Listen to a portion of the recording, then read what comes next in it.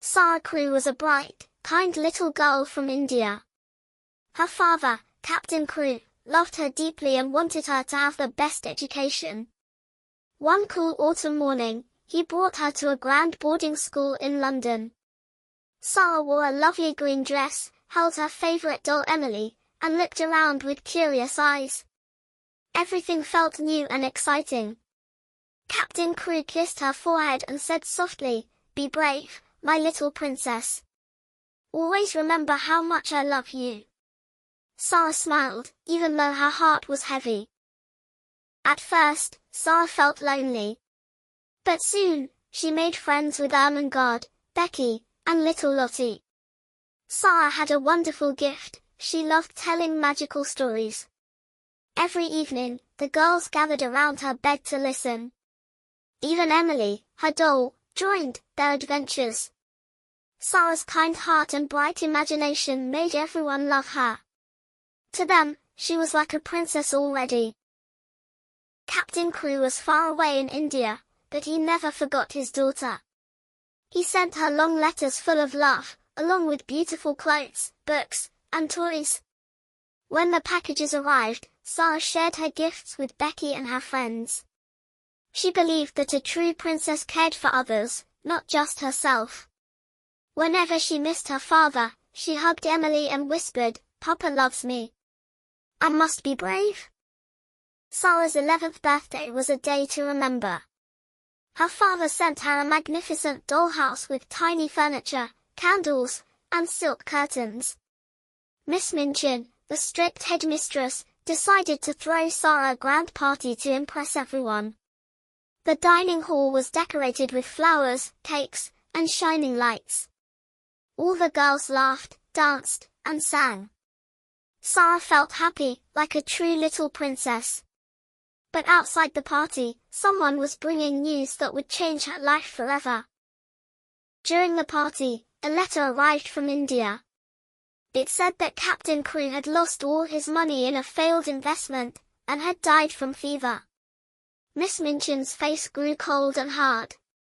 She stopped the music, blew out the candles, and sent everyone away. In one night, Sara went from a little princess to a poor orphan. She had nothing left but her doll Emily. Without her father's money, Sara could no longer stay at the school as a student.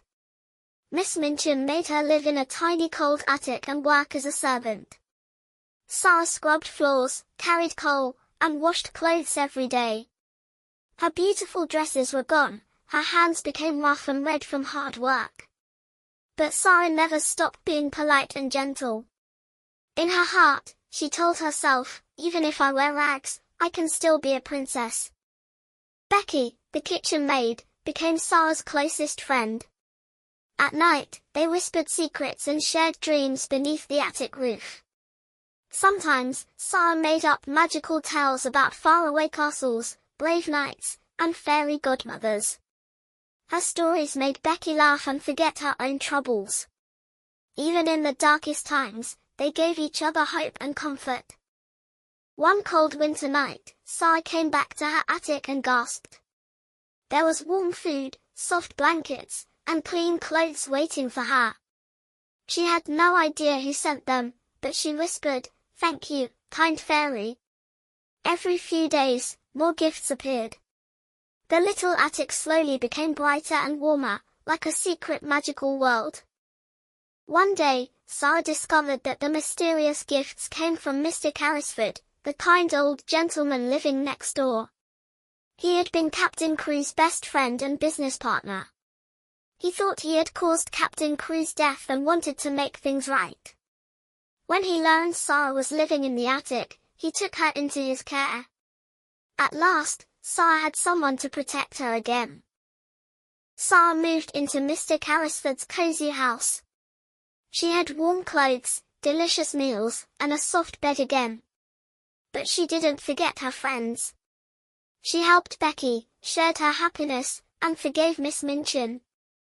Sara remembered her father's words, "A true princess is kind, even when life is hard." From that day on, Sara lived like a real little princess, not because of riches, but because of her heart. 谢谢大家收看，创作不易，喜欢我们影片可以订阅支持我们，我们下一期再见。